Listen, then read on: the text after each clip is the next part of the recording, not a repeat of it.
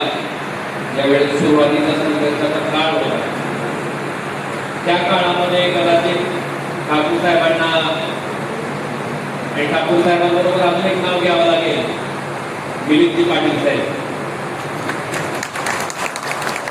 खरं तर आज कोणती स्वास्थ्यामुळं पाटील साहेब त्या ठिकाणी दवाखान्यात कित्येक महिने झालं त्या ठिकाणी ऍडमिट आहेत आणि त्या शक्तीच्या जोरावर निश्चितपणे ते परत दुरुस्त होऊन आपल्यामध्ये येतील. पण माझ्या भाषणाला सुरुवात करण्यापूर्वी आपल्याकडच्या बऱ्याचशा कार्यकर्त्यांनी सुद्धा त्यांना लवकर स्वास्थ्य लाभावं, लवकर बरे व्हावे म्हणून त्या ठिकाणी प्रार्थना केली होती. त्यामुळं आई तुळजाभवानीच्या चरणी प्रार्थना करतो की पाटील साहेब लवकरात लवकर त्या ठिकाणी बरे व्हावेत आणि परत एकदा आपल्याकडे यावेत. आज खरं तर जागतिक मैत्री दिन आहे आणि जागतिक मैत्री दिनानिमित्त आमच्या जवळच्या मित्रांना या सत्कार समारंभाचं आयोजन केलं. जवळचा मित्र म्हणजे भारतीय जनता पार्टी.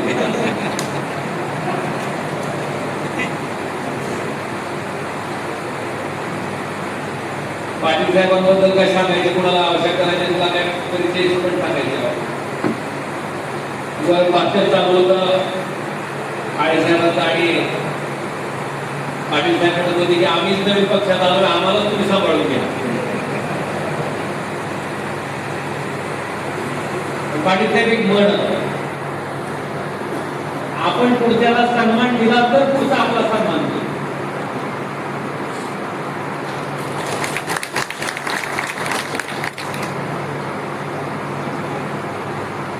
मागितल्यानं सन्मान कधीच मिळणार नाही, कुणी देणारही नाही. सन्मान पुढच्या माणसाचा करावा लागतो, तेवढा सन्मान पुढच्या माणसासाठी द्यावा लागतो, जिजावं लागतं, मग ती सन्मान आपल्याला सन्मानाच्या रूपाला त्याला. आज मी असे पाटील आम्ही सगळे नवीन तुमच्या सगळ्यांच्या पक्षात आहे. आज मी एवढं सांगतो की पाटील साहेब मी खासदार म्हणून निवडून आल्याच्या नंतर ही माझी पहिली मुलाखत या ठिकाणी TV9 ला मला वाटतं बहुतेक घेतली होती. अनेक वृद्धवाहिन्याही होत्या. मी तिथं स्पष्ट सांगितलं होतं की निवडणूक होईपर्यंत मी एका पक्षाचा उमेदवार होतो, पण आता निवडणूक संपली. आता ज्यांनी मला मतदान टाकलं त्यांचाही मी खासदार आहे, ज्यांनी नाही टाकलं त्यांचा सुद्धा मीच खासदार आहे. त्यामुळे तुमची कामं सांगत असताना मला बिलकुल संकोच करू नका.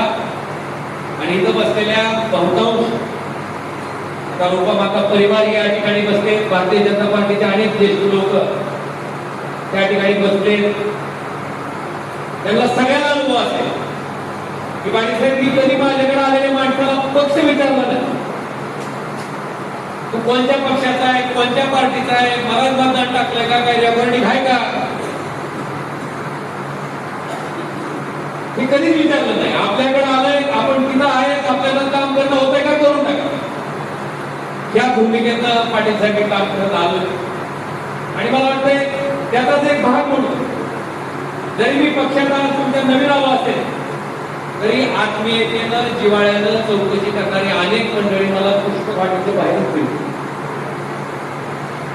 अनेक जणांना मला त्या ठिकाणी बोलता आलं, अनेक लोकांशी संवाद साधता आला आणि आपल्याला वचन देतो की त्याच पद्धतीचं काम माझं इथून पुढच्या कालखंडामध्ये सुद्धा तितक्याच प्रामाणिकपणे सामान्य माणूस केंद्रबिंदू मांडून त्या ठिकाणी चालू राहील. वचन मी आजच्या कार्यक्रमात